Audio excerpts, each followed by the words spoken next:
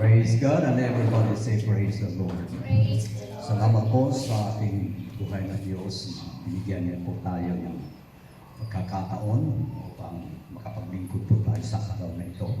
Pagamat ang mga kapatiran natin ay hindi pa nagsidating, hindi pa ay hindi makarating paribasa. May sinugod sa ospital. Malo hindi makarating dahil ang kanyang apo ay siya ngayon watcher doon sa probinsya. Provincial Hospital. Ang nasa isip ko probinsya sa GA.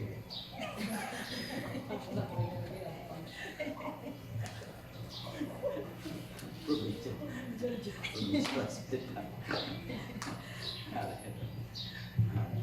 Well, salamat po mga kapatid dahil hindi naman po tayo dapat malungkot dahil higit naman po tayo sa minimum na hinihingi po ng ating Panginoon, dalawang tatlo, kakatipon, kapili po namin siya. Praise God. At tumayo muna tayo sa sandali at sa ating po pagpapasimula, hinihingi tayo ng pagbabayad at tulong mula sa ating Panginoon sa pamamagitan ng maiksing pananalangin. Ama banal, kami po ay magliliwanag sa inyo na may pagpapakumbaba, yamang talastas niyo po, Panginoon, ng bagay. Kaya Panginoon, inihiling po namin ang inyong tulong, lalo na sa mga kapatiran. Hindi po kasi hindi makarating dahil sa karamdaman at ang iba ng mga kapatiran, Panginoon, ikaw nawa mag-iingat sa kanila. At ihatid niyo po ang kanyang mga presensya na magwalhati upang paglikuran namin kayo, Panginoon, sa araw nito. Sa aming Sunday School, ipagpatuloy po namin ang pag-aaral upang sa gayon lalo pong lumakas at tumibay ang aming pananampalataya sa pagkala. Naghihintay po kami sa inyong pagparito. Salamat po, Panginoon, sa karagdagang kaalaman na iyong pong ibibigay. Ito po ang aming pakiusap at dalangin sa Panginoon Jesus. And everybody say praise the Lord. Praise the Lord. Praise God. Malaya po tayo magsimpo mga kapatid. At recap po tayo dun sa ating tinalakay ng nakaraang Sunday. The 7 negative kinds of love. Ilan po yung ating natalakay? Meron na pong tatlong ano yung tatlong natalakay po natin about negative love? Cold love, selfish love, forsaken love. Cold love, selfish love, at saka Forsaken love. forsaken love. Hallelujah. So, yan po sa mga natalakay natin mga kapatid. Mayroon pong mga reminders na ating natanggap na ang Diyos po ay talagang uhaw na uhaw sa ating ng pag-ibig. Gayunpaman, binigyan pa po tayo ng pagkakataon ng Panginoon. Kaya nga, the best thing about God is that He never runs out of giving us a brand new start. Palakpakan natin ang Panginoon. Amen. Palakpakan po natin siya dahil sa Panginoon, mga kapatid. Lagi siyang mayroong panibagong pag-asa, panibagong pagkakataon na binigyan ko sa atin. Hallelujah. Because He is the author of new beginnings. He never runs out of giving us a brand new start. Kaya, salamat po sa ating Panginoon. Basahin po natin mga kapatid, yung Revelation chapter 3 verse 15.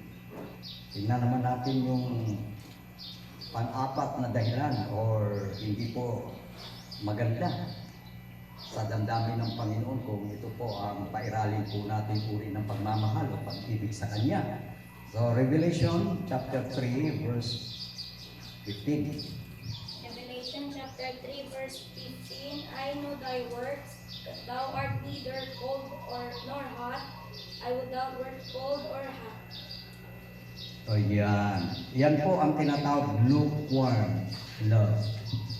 Ayan, pang-apat o mga lukewarm love.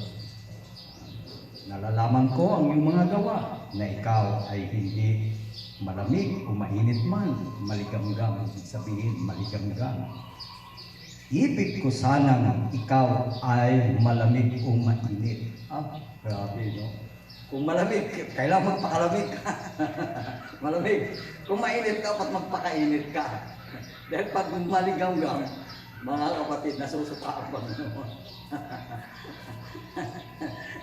Hallelujah. Praise God. Kaya kailangan po talaga natin yung unang pag-ibig nyo para maging mainit, maging malagblab yung ating pagmamahal sa Panginoon. Dahil kung maging maligamgam, hindi mainit, hindi malamig, ay nasusuya po ang Panginoon, mga kapatid. Kaya mag-isip po tayo. Sa paglilingkod natin sa ating Panginoon, dapat, sabi nga, magkaroon tayo ng brand new start, mga kapatid, na let us do our best. Yung sinasabing, gawin po natin, mga kapatid, yung mas, lalo pang mas magaling na paglilingkod. Yan po ang ibig sabihin, mga kapatid, kung tayo po ay maglilingkod sa Panginoon. Ang paalaala dito sa iglesia na nasa Efeso, sa Book of Revelation, ayaw niya ng lukewarm, maligamgam, hindi mainit, hindi malamig. Hallelujah. Kaya ito ay challenge, mga kapatid, no? Challenge po sa paglilingkod natin sa Panginoon. Dahil alam naman po natin na in a moment, in a time, hindi lang natin alam, mga kapatid, paririto ang Panginoon, babalik ang Panginoon, marapunin niyang kanyang mga anak. Kaya, harinawa, masumpungan tayo ng Panginoon na tayo po'y na-renew po natin yung ating pong first love upang tayo po'y maging mainit, maging masigasig, magiging excited, mga kapatid, sa paglilingkod sa Panginoon. Napakaganda kasi po, mga kapatid, kung feeling natin excited talaga tayo, sabik na sabik tayo na mapaglingkuran ng Panginoon. Yan po talaga ang miss na miss ng Panginoon. Miss na miss ng Panginoon sa ating mga kapatid. Hallelujah. Lalo na, tayo po ay hindi baguhan. No? Tayo po ay mayroon ng mga karanasan sa paglilingkod natin. God bless.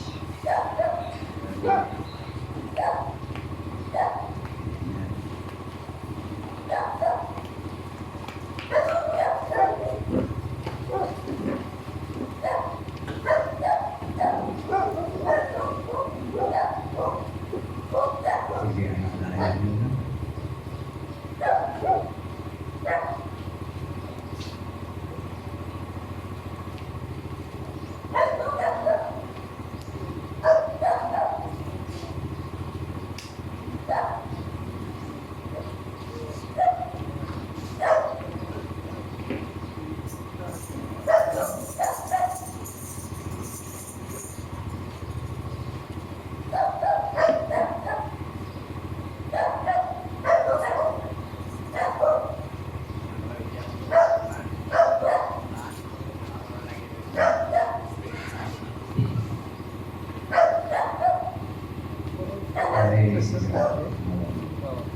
Yan, dami na natin sila.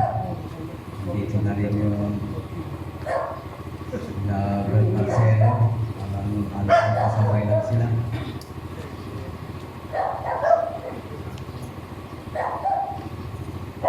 Amen.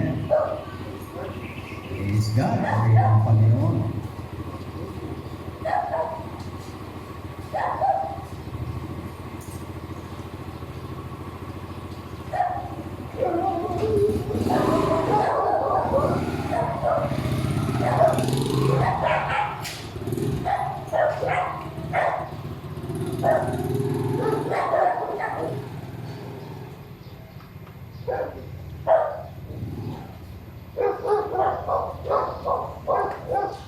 Blessed be the name of the Lord.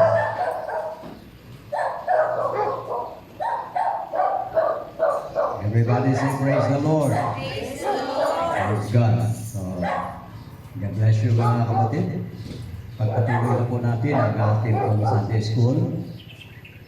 Amen. About continuation po ito sa ating yung ating pong tinalakay ng nakaraang linggo. So,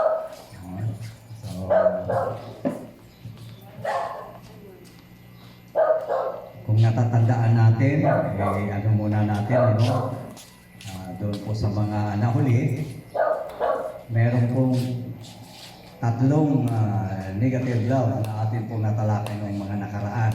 Kung inyong naalaala, ano-ano yung mga negative pag-ibig na ating natalakay ng nakaraang linggo.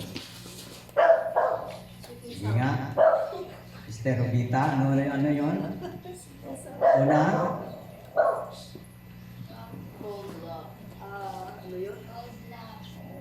Cold love. Cold love? Malamig. Malamig na pag-ibig. Pagkatapos yung selfish. Selfish love. Then, pangatlo, forsaken love.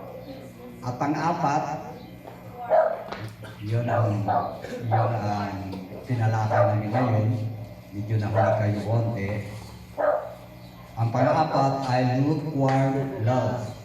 Yung tinatawag na pag-ibig na maligamgam, hindi mainit, hindi rin naman malamig. So, yan po ang nakita na hindi maganda na pagmamahal ng mga sa iglesia ito, yung forsaken love, yun po ay sa iglesia na nasa Efeso. Ano po? Ito naman lukewarm naman na pagmamahal. Ito naman ay nasa iglesia ng itong Juan. The Church of Laodicea.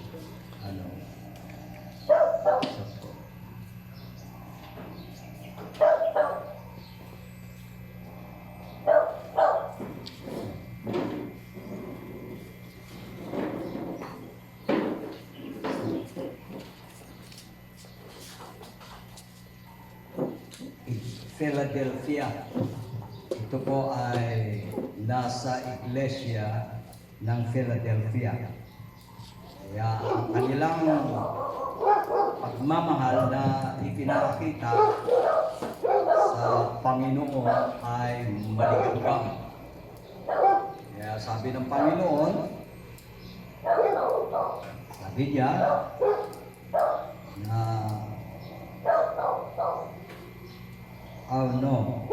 sa verse 14, at sa anghel sa iglesia sa Laodicea, ay hindi pala ito ang iglesia ng Philadelphia, Laodicea.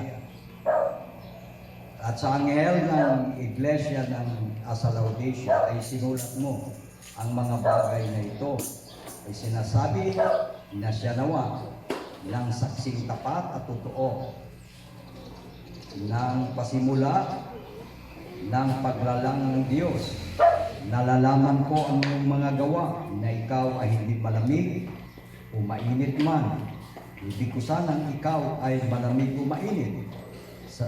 Kaya sapagkat ikaw ay malahininga, ay hindi mainit o malamig man, ay isusuka kita sa aking bibig. Ayan. Yan po mga kapatid. Yan po ang sabi ng Panginoon sa iglesia na nasa Laodicea.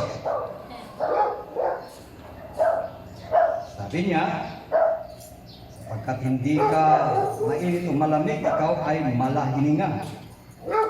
Isusuka kita sa aking bibig. Kaya yan po ang pang-apat mga kapatid, na uri na hindi po nagugustuhan ng Panginoon, na uri ang pag-ibig ng lukewarm. Kaya para sa lahat ng mga anak ng Diyos, binigyan po tayo ng pagkakataon upang ang ating pong pagmamahal sa Panginoon ay ating pong paningasin. Palakpakan natin ang Panginoon. Hallelujah.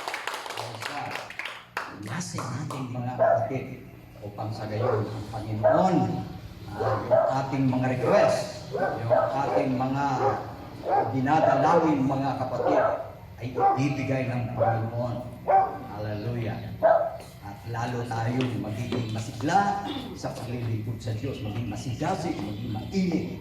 Dahil pagbalik niya mga kapatid at masusungan niya tayo, na tayo po'y naging masigasig at mainit, excited sa paglilingkod sa ating Panginoon, tayo po ang kanyang kukunin at hindi niya po tayo mga kapatid isusuka. Hallelujah. Now, buksan natin mga kapatid, malapit na tayo magtatapos dito sa 7 kinds of negative love. So, tingnan natin ang 2 Timothy chapter 4 verse 10. Yan ang pang 5 na. 2 Timothy chapter 2 verse 10. 2 Timothy.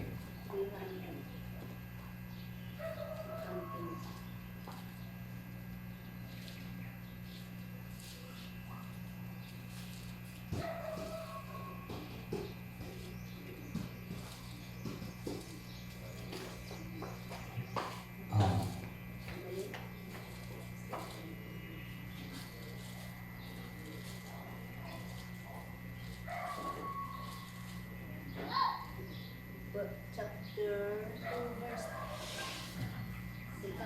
Chapter 2 verse 10. chapter 2 verse 10. Verse Timothy.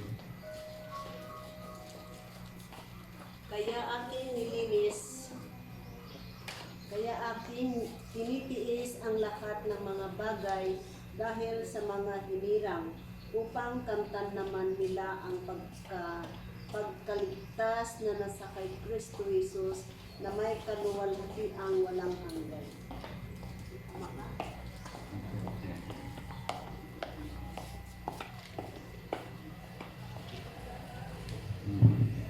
Second Timothy 2:10.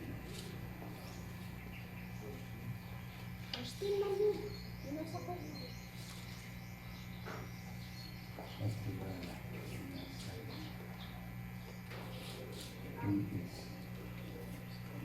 Kay Dimas.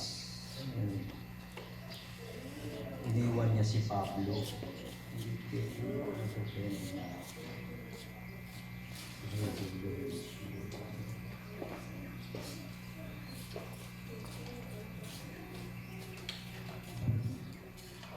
Apocalypse.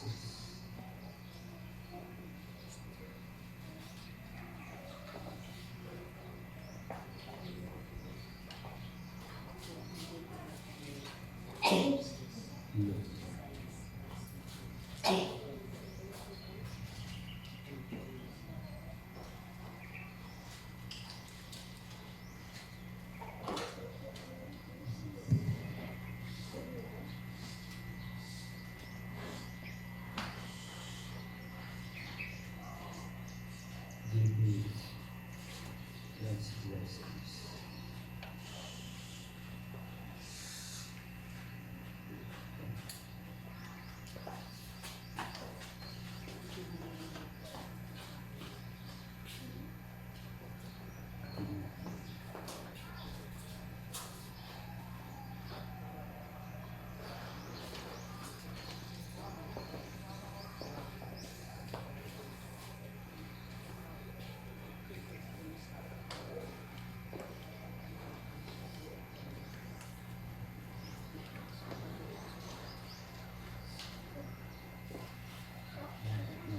Si Dimas nila.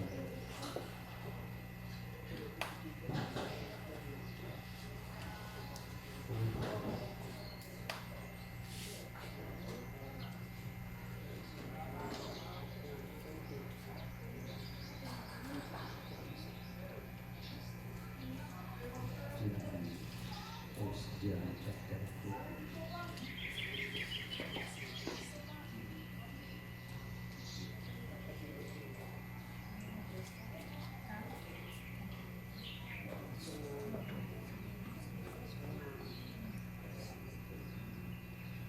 Okay, tingnan natin mga kapatid sa 1 John.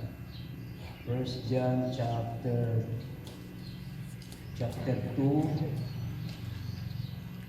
verses 15 and 16.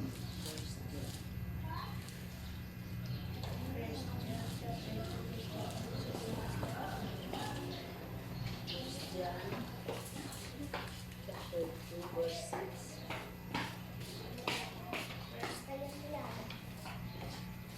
Chapter 2, verse 15 to 16, Pastor. Oh, sige nga. Into 16, love not the world, neither the things that are in the world. If any man love the world, the love of the Father is not in him. Verse 16, for all that is in the world, the lust of the flesh, and the lust of the eyes, and the pride of life, is not of the Father, but it is of the world.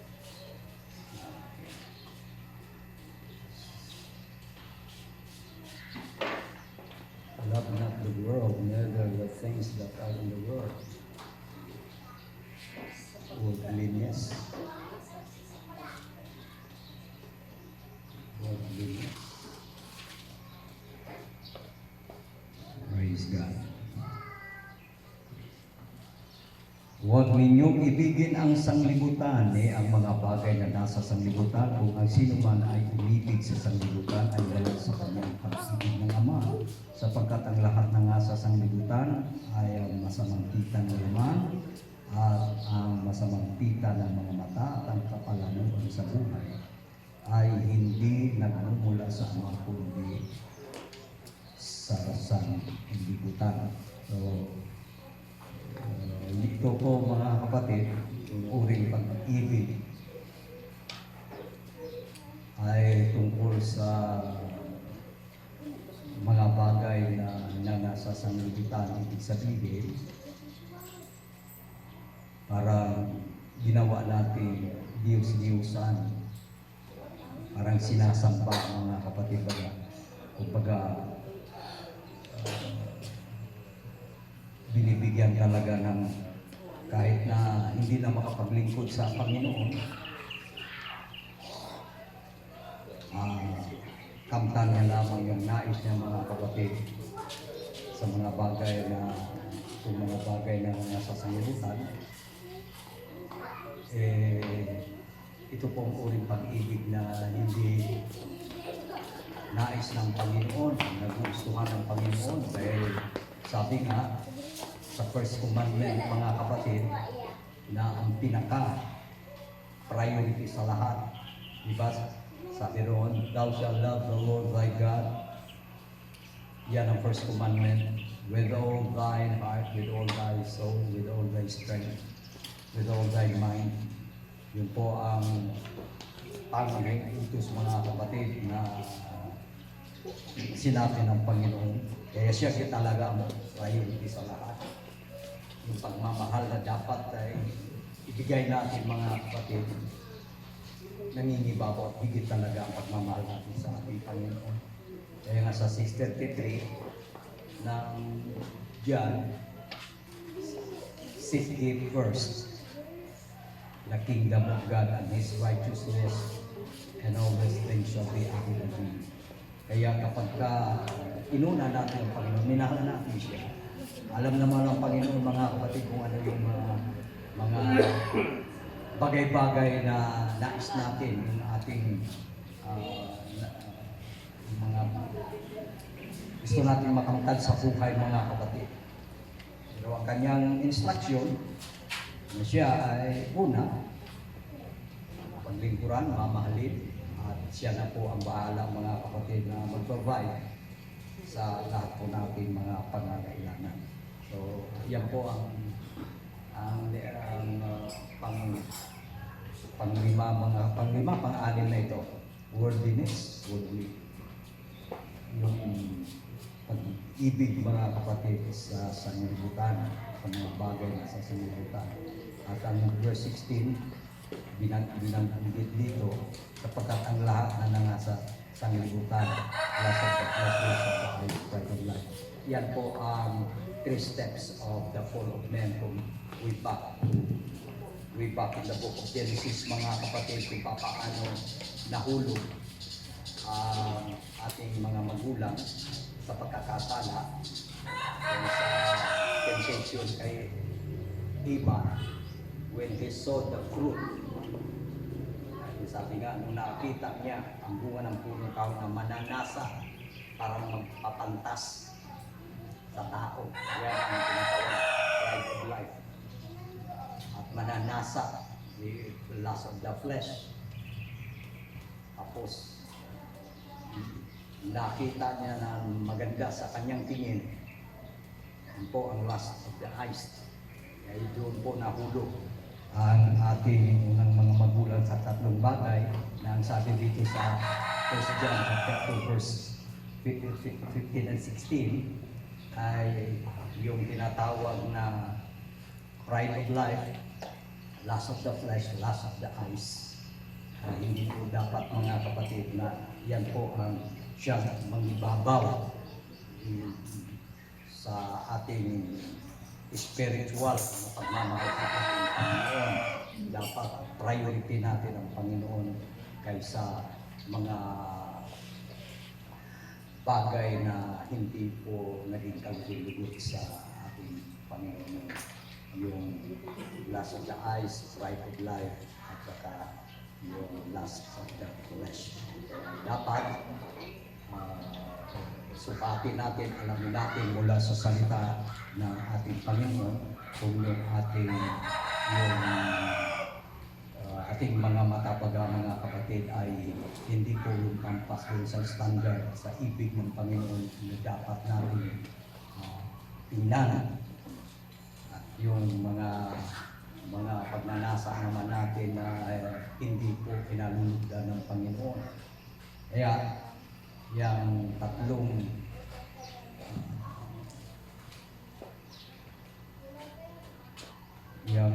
bagay na lust of the flesh, lust of the eyes, and pride of life, diyan po nahulog ang ating mga magulang at diyan po ang tendency rin po yan mga kapatid na ang mga manampalataya, diyan rin po sila mahuhulog sa kanilang paglilingkod. At kaya ang kanyang pagmamahal, pag-ibig sa Panginoon ay talagang mawawala mga kapatid kapag maibaling ang kanyang pagmamahal dito sa tatlong bagay natin. Kaya yan po isang negatibong uri ng pagmamahal na ang ating pong priority ay ang mga bagay na hindi po pinabibigyan ng Panginoon. Lastly, anong kuha na tayo mga kapatid? Tingnan nga natin sa Romans chapter 12 verse 9. Kung anong uri ito. Romans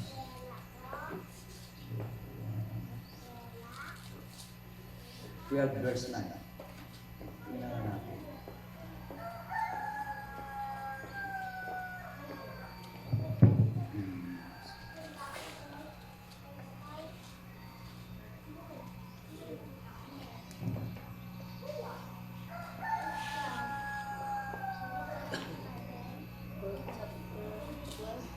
Verse 9 ng Romans.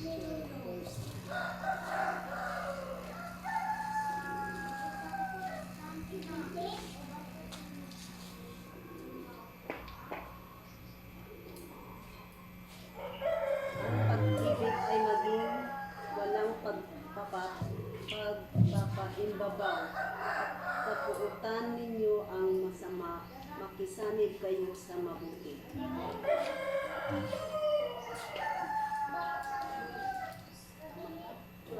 Nawala ang dalawa.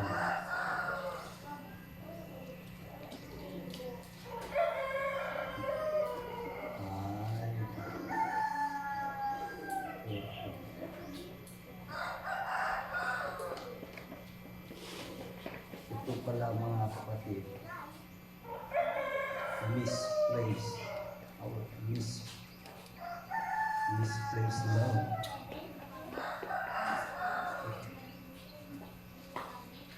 So,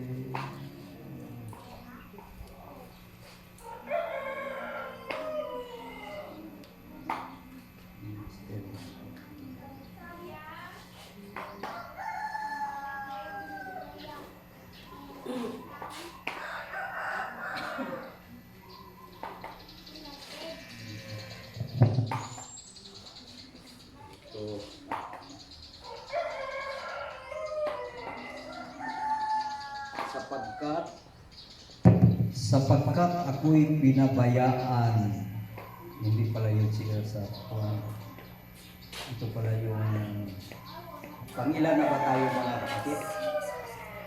Pangilan na yung 6 na? Oh, 6 na. Yung kanina pala mga kapatid dito sa 2 Timothy chapter 4 verse 10. Ito yung hinahanap ko kanina. Yung tinatawag misplaced love. Yan, misplaced love. Yan. Yan ang aning mga kapatid na negative kinds of love, misplaced love. Sapagkat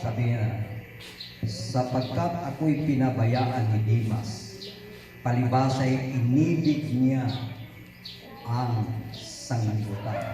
Si Demas mga kapatid, kasakasama ni San Pablo. Talagang sila po ay masigasig sa mga gawain. Parang si Brad Marcelo at saka Sister Rubita pagdating sa harana, ministry sa mga may birthday. Pag sinabi ko, puntahan natin, haranahin natin, automatic. Walang maraming kuskus balungos. Talagang masigasig. Ito naman si Demas mga kapatid, masigasig ito dati. Kasama ni San Pablo sa pangangaral. Saan man paruro si San Pablo, ito ang kanyang alalay. Pero dumating ang panahon mga kapatid na si Demas, iniwan niya si San Pablo. Anong ginawa ni Demas? Dahil nalibang siya, naalim siya mga kapatid sa sanglibutan. Inibig niya ang sanglibutan. Kaya, yan po ang tinatawag misplaced love. Sa mga anak ng Diyos, ang priority natin mga kapatid, mamahalin, ibigin ang Panginoon higit sa anumang bagay. Kaya may awit na nagsasabi, ang Diyos ay dapat na unang mahalin. Palagpakan natin ang Panginoon mga kapatid. Praise the Lord. Hallelujah. Amen. Purihin ng Panginoon. Kaya yan po mga kapatid ang mga uri ng pagmamahal na ating pong tinalakay na hindi po natutuwa ang Panginoon. Love not the world, misplaced love, lukewarm love, ano pa yun? Forsaken love. Selfish love, cold love. Ayan, yan po mga kapatid. Yan po ang yung ating mga natalakay na dapat yung mga uling pagmamahal na yan na hindi po pinalibigyan ng Panginoon, hindi po siya nasisiyahan mga kapatid kung ganung uling pagmamahal yung ating ipapakita. Dapat sa mga anak ng Diyos, mga kapatid, magkaroon tayo ng positibong pagmamahal. Alam naman natin na ang Panginoon ang una sa lahat. Siya ang dapat na mamahalin, paglingkuran. Dahil tayo po kanyang mga anak, pagka ipinakita po natin mga kapatid yung ating pong tunay na pagmamahal sa ating Panginoon. Last verse, tingnan ninyo sa 1 John chapter 3, verses 1 and 2. Kung ano ang gantimpala, kung ano ang mangyayari pagdating ng araw kung ating pong mamahalin ang Panginoon, mga kapatid. Samantalang tayo po ay naghihintay sa Kanya. Ito po ang Kanyang igaganti sa atin. Tingnan niyo mga kapatid kung gaano din tayo mamahalin ng Panginoon. 1 John chapter 3 verses 1 and 2. At diyan po tayo nagtatapos mga kapatid sa pinalakay po natin about 7 kinds of negative love.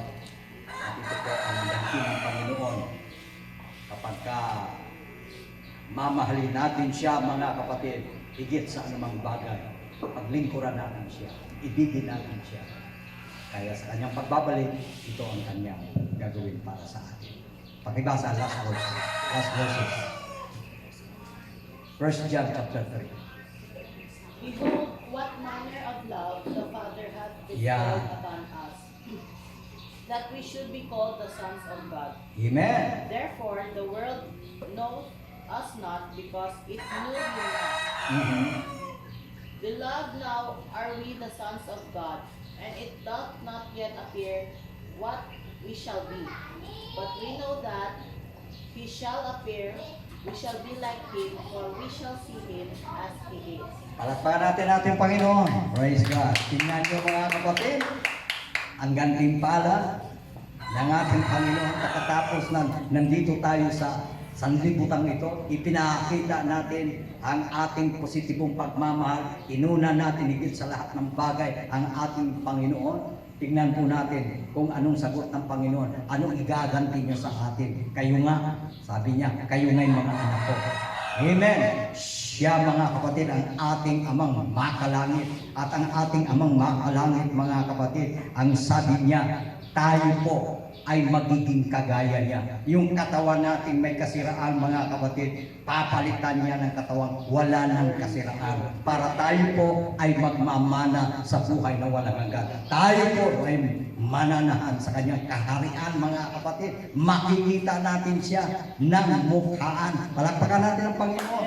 Ang nangako sa atin ngayon mga kapatid, yung ating tinatawag na sacrifices sa paglilingkod natin sa ating Panginoon. Kaya nga ang sabi ng banal na kasulatan mga kapatid na napakapalad natin. Bakit? Sapagkat kahit hindi natin siya nakita, minahal pa rin natin siya. Amen? Kahit hindi natin siya nakita, sumampalataya pa rin tayo sa Kanya. Kaya anong sabi ng Panginoon? Kayo'y napakapalad. Sabi niya, at mararanasan ninyo dahil sa inyong pananampalataya na hindi nyo ako nakita, minahal nyo ako, kaya naman bibigyan ko kayo ng joy unspeakable and full of glory. Kailan yan mangyayari mga kapatid? Mangyayari yan pagdating na ang ating mga katawan mga kapatid, babaguhin ng Panginoon at papalitan niya ng katawang malwalhati, ang katawang nagkakasakit, ang katawang namamatay. Mga kapatid, ay papalitan niya ng katawang wala ng kamatayan. Amen. Para magmamana tayo mga kapatid ng buhay na walang hanggan. At dahil sa ating pagmamahal, dahil sa ating pananampalataya sa Kanya, mga kapatid, ang Kanyang gantimpala ay mararanasan po natin ang kaligayahan, ang kapayapaan na di masayod, hindi may paliwanag na kaligayahan pagdating doon sa kanyang kaharian mga kapatid. Hallelujah. Kaya napakaswerte natin. Amen. Everybody say praise the Lord. Hallelujah. Kaya dapat mga kapatid, siya po ang ating first priority sa ating buhay. Hallelujah. Kung mahal natin ang Panginoon, siyempre, simple lang mga kapatid. Kung mahal mo ang isang tao, hindi mo dapat saktan. Kaya kung mahal natin ang Panginoon, hindi din naman natin dapat gawin yung mga bagay na kakapagpalungkot sa Kanya. Yung mga bagay mga kapatid na hindi po kalulugod sa Kanya paningin. Amen. Everybody say praise the Lord. Praise God. Salamat po sa ating Panginoon mga kapatid. At least ang mga salita ng Diyos na ating pong tinalakay mga kapatid, ito po ay mag-iba, magbago ng ating pananaw at pag-iisip at maging ang ating damdamin sa paglilingkod natin sa Panginoon. Dahil nalaman natin mga kapatid, kung tayo po ay manlamig sa pagmamahal sa Panginoon, walang mangyayari sa ating buhay mga kapatid, sapagkat ang kasamaan ang siya pong ating nagagawa sa buhay natin. Ngunit kung tayo po ay laging mainit ang ating pagmamahal sa Panginoon, mga kapatid, hindi po makaapekto kahit ano po ang nangyayari sa sanglibutan. Hindi yan makakalason yung kanyang kamanda sa ating mga kaluluwa, dahil ang pagmamahal natin sa Panginoon, meron niyang kapangyarihan para hindi tayo maapektuhan mga kapatid sa lason ng sanglibutan ito. Hallelujah! Purihin ang ating Panginoon. So much for that mga kapatid.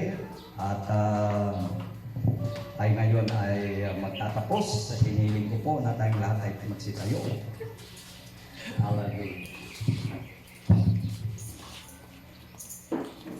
Praise God, praise God.